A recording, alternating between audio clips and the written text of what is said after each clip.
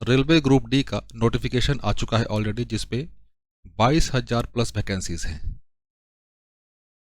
Video काफ़ी short होने वाली है और इस जल्दी इन्फॉर्मेशन में, क्विक इन्फॉर्मेशन में हम लोग ये देखेंगे कि क्या क्या नोटिफिकेशन है, कब तक लास्ट डेट है, एग्ज़ाम क्राइटेरिया क्या है, वो सारी चीज़ें हम लोग डिस्कस करेंगे।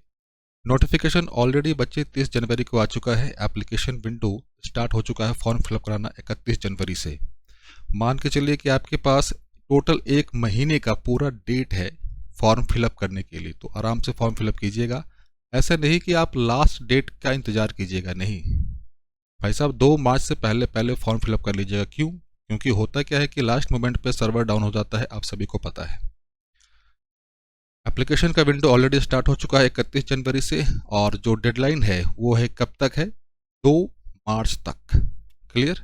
और जो मार्च 4 है, 4 मार्च तक का वो डेट क्या करना है, वो फ़ी पेमेंट का डेट है बच्चे। क्लियर? और उसके बाद 5 मार्च से 14 मार्च तक का जो डेट है वो है करेक्शन विंडो का। अगर करेक्शन विंडो कहने का मतलब ये कि गलती से कोई मिस्टेक हो जाता है किसी बच्चे से, नाम में, एड्रेस में, कुछ में, तो वो अपना करेक्शन करवा सकते हैं 5 मार्च से लेकर 14 मार्च के बीच। अब अगला ये कि भाई साहब इसमें कौन कौन एलिजिबल है। ऑब्वियस सी बात है, सारे कैंडिडेट एलिजिबल हैं जो इंडियन सिटीजन के हैं। जो बाहरी हैं, जैसे नेपाल के हैं, भूटान के हैं, तिब्बतन रिफ्यूजी हैं, तो उनके लिए क्या है, non Indian citizens need an eligibility certificate from government of India. बस, ऐसे बाहर वाले लोग तो बहुत कम ही अप्लाई करते हैं, लेकिन आप एलिजिबल हैं। एज क्राइटेरिया क्या होने वाला है इसके लिए? इसके लिए एज क्राइटेरिया 18 से लेके 33 साल तक, 18 से लेके 33 साल तक। और इसके अलावा जो SC ST OBC को जो एक्स्ट्रा रिलैक्सेशन मिलता है एज पर नॉर्म्स, वो तो आप जानते ही हैं, पता है। एजुकेशनल क्वालिफिकेशन क्या होना चाहिए कि इस फॉर्म को कौन बच्चे फिलअप कर सकते हैं? हर एक वो बच्चा जो 10th पास है, जो 10th पास है वो फिलअप कर सकता है आराम से, या फिर जो ITI कर चुका है वो। क्लियर? कौन फिलअप नहीं कर सकते, ध्यान देना, कौन फिलअप नहीं कर सकते?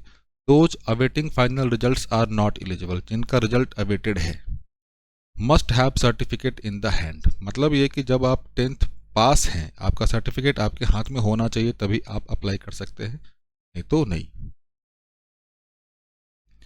अब जो नोटिफिकेशन आया है उसमें हमें कौन कौन से पोस्ट देखने को मिलने वाले हैं? Assistant track machine, assistant bridge, assistant P way, assistant TRD, assistant loco shed, assistant operation electrical, assistant TLSE, assistant CNW, assistant SNT, track maintainer group 4, postman, pointman P। Clear? फिर बात आती है कि भाई साहब हम लोगों ने एज क्राइटेरिया देख लिया, एजुकेशनल क्वालिफिकेशन देख लिया, फॉर्म भरने में कितना पैसा लगने वाला है? तो फॉर्म भरने में बच्चे जो जनरल के हैं, OBC के हैं, EWS के हैं, हर एक को लगना है मेरे बच्चे 500 रुपये लगने हैं। इनके अलावा बाकी जो भी रह गए, SC ST EBC female transgender, उनको लगने हैं 250 रुपये बस ओनली। जब फॉर्म आप फिलअप करेंगे तो आपको कौन कौन से डॉक्यूमेंट की आवश्यकता पड़ेगी? पहला तो ये कि स्कैन पासपोर्ट साइज फोटोग्राफ और सिग्नेचर, मतलब आपका फ़ोटो और साइन तो चाहिए ही चाहिए। 10th का जो सर्टिफिकेट है तो वो अगर आपने ITI कर रखा है तो आपको वो देना पड़ेगा। इसके अलावा गवर्नमेंट इशू ID कार्ड, या तो आपके पास आधार कार्ड हो, पैन कार्ड हो, दोनों में से कोई एक। कैटेगरी सर्टिफिकेट और डिसेबिलिटी सर्टिफिकेट। कैटेगरी सर्टिफिकेट कहने का मतलब कि कोई EWS में अप्लाई करना चाह रहा है, कोई SC ST है, वो कास्ट सर्टिफिकेट आप समझ लीजिए। डिसेबिलिटी, ये तो आप जान ही रहे हैं। सिलेक्शन का प्रोसेस कैसा होगा? सिलेक्शन का प्रोसेस मतलब कितने फेज में ये काम होगा? पहला फेज होगा CBT कंप्यूटर बेस्ड एग्जाम होगा, जिसमें नॉलेज का चेक होगा। दूसरा बच्चे फिजिकल का होगा। तीसरा है अपने पास मेडिकल। चौथा लास्ट में जाके डॉक्यूमेंट वेरिफिकेशन, फिर जाके आपकी ज्वाइनिंग। मतलब जो मेनली अगर देखा जाए तो अपने पास ये पहला फेज है और ये दूसरा फेज है। मेडिकल में बहुत कम ही बच्चे कैंसिल आउट होते हैं, बाहर होते हैं। क्लियर है? एग्ज़ाम का पैटर्न क्या होने वाला है? जो पहला अपना CBT होगा उसमें बच्चे 100 क्वेश्चन आएंगे, 100 नंबर के। समय कितने मिलने वाला है आपको? 90 मिनट मिलने वाला है। क्या कोई नेगेटिव मार्किंग है क्या? बिल्कुल नेगेटिव मार्किंग है इसका। 1/3 डिडक्टेड फॉर रॉन्ग आंसर। और साथ में ये भी है क्या कि भाई साहब पासिंग मार्क्स क्या है, यू आर अनरिजर्व्ड और ईडब्ल्यूएस का 40% और OBC SC ST 30%। Passing marks का मतलब ये कि भाई साहब एग्जाम में कुछ भी हो आपको इतना तो लाना ही है, इतना तो लाना ही है। सब्जेक्ट कौन कौन से पूछे जाएंगे आपसे जब आप सीबीटी में अपियर होंगे, सीबीटी 1 में अपियर होंगे तो आपसे कौन कौन से सब्जेक्ट पूछे जाएंगे, general science, mathematics, general intelligence, reasoning, general awareness, current affair. तो टोटल अपने 100 क्वेश्चन होने वाले हैं। 100 क्वेश्चन में से साइंस के कितने क्वेश्चन हैं, 25, मैथमेटिक्स के होंगे 25, रीजनिंग के होंगे 30। अधिकतर जो वेटेज है मेरे बच्चे वो रीजनिंग का दिया हुआ है 30 क्वेश्चन, हाईएस्ट वेटेज है इसका। करंट अफेयर जनरल अवेयरनेस के हैं 20 क्वेश्चन। फिर बात आती है क्या कि भाई साहब मैथ का सिलेबस क्या है। तो मैथ का सिलेबस वही है जो आप जनरली वनडे एग्जाम में आप जो तैयारी करते हैं, लगभग सारा ही है, लगभग सारा। अरिथमेटिक एडवांस सारा है पूरा।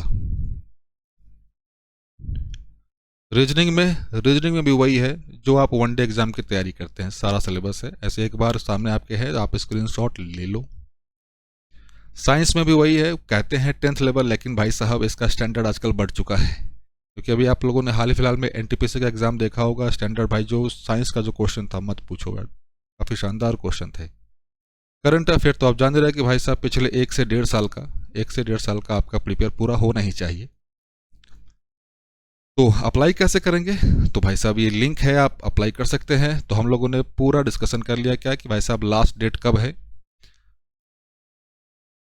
पेमेंट कितना लगेगा, एजुकेशनल क्वालिफिकेशन क्या होगी, क्या क्या सब्जेक्ट पूछे जाएंगे, सारा। तो बच्चे एक सजेशन ये कि आप लास्ट टाइम का वेट मत कीजिए, लास्ट टाइम का वेट मत कीजिए। मैं फिर से आपको बता दूं कि जो आपका लास्ट डेट है फिलअप करने का,